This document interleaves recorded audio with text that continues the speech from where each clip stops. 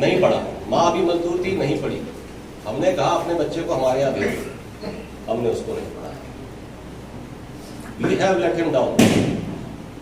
अब नहीं होना चाहिए। मजदूर का बेटा मजदूर बनेगा। अब 8वीं में आ गया, 9वीं में आके एक अक्षर नहीं पढ़ पा रहा तो क्या बनेगा?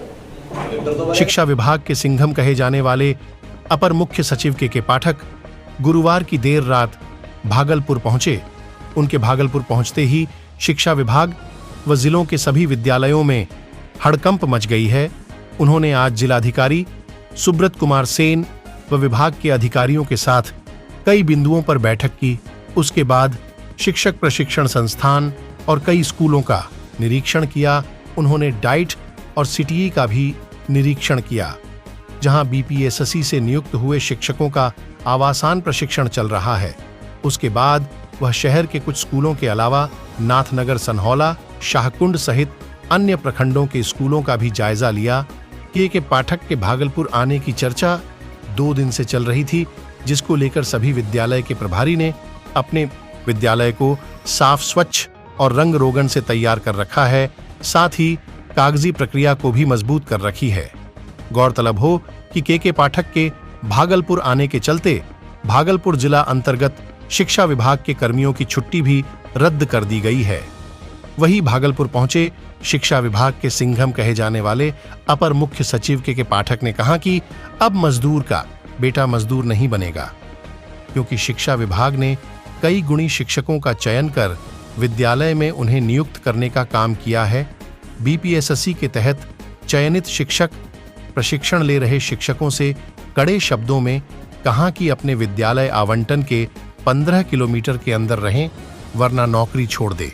साथ ही उन्होंने कहा कि अगर आप गांव में पढ़ाई नहीं करा सकते तो दूसरा आवंटन भी शिक्षकों की प्रारंभ होने वाली है। आपको मुख्य रूप से गांव के विद्यालय को सुदृढ़ बनाना है और उसे मजबूत करना है। हम लोगों का सपना है गांव के बच्चों का सपना साकार हो, और वह सपना हम शिक्षक ही कर सकते हैं। साथ ही के पाठक ने कहा कि सभी शिक्षकों को वाहन चलना अनिवार्य है।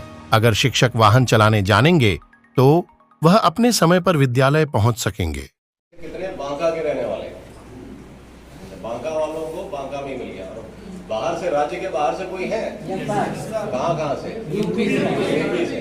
कहाँ से? सुल्तानपुर। और कहाँ से? अम्बेडकर नगर, महोबा, मेरठ, लखनऊ, गोरखपुर, हमीरपुर, कन्नौज, पूरा आ गया। चलिए, तो बिहार आगे कैसा लग रहा है यूपी वालों को? चलिए, वेरी गुड। अब आप लोगों की ट्रेनिंग यहाँ चल रही है, करीब 14 घंटे होगा। सुबह 5:30 बजे जगा देते हैं लोग और 7:30 तक करते हैं, तो थकान हो जाती होगी। थकान इसलिए हो जाती है कि 14 घंटे का रूटीन आपका पूरे जीवन का होना चाहिए। हम यही बताना चाहते हैं कि स्कूल का टीचर, और वो भी आपका बीपीएससी से क्वालिफाइड, पूरी जनता आप लोगों को बड़ी आशा से देख रही है। बच्चे को पढ़ा के घंटी बंद करके, दरवाजा बंद करके स्कूल का भाग आना टीचर को शोभा नहीं देती। भले ही आप 4 बजे 5 बजे तक खत्म करें, लेकिन आपने बच्चों को पढ़ाना है, नौकरी नहीं करनी।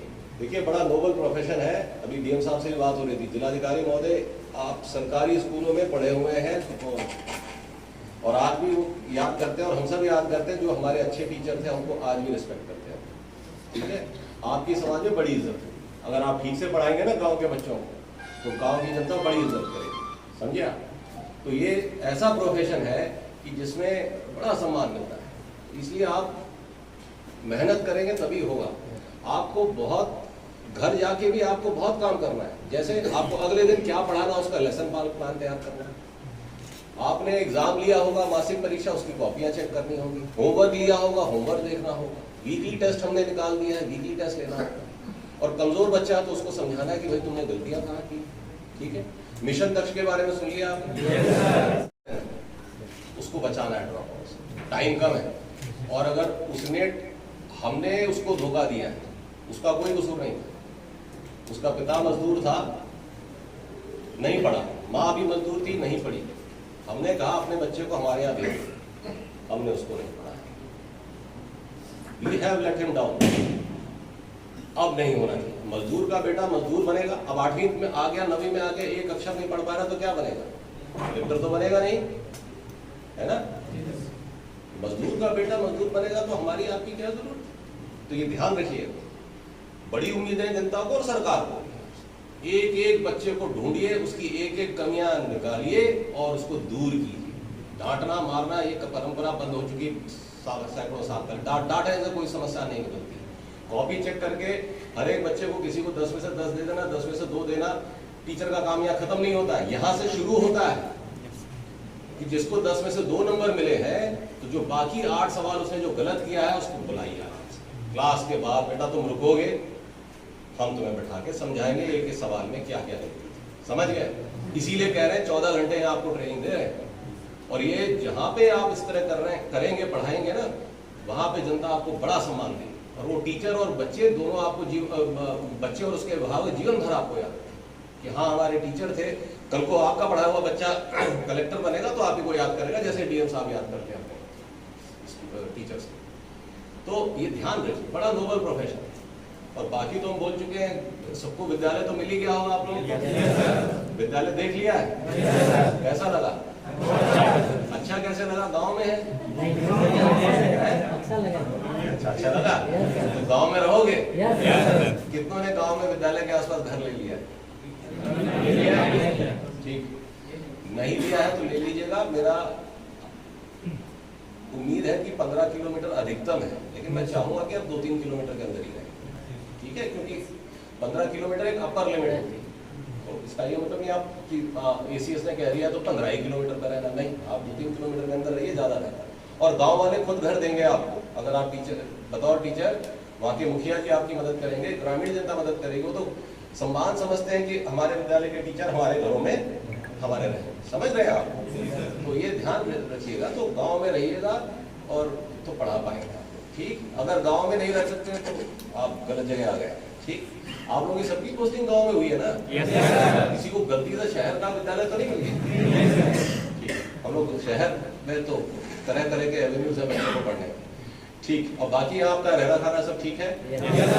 खाना ठीक से मिलता है? सुबह PT योगा दोनों होता है?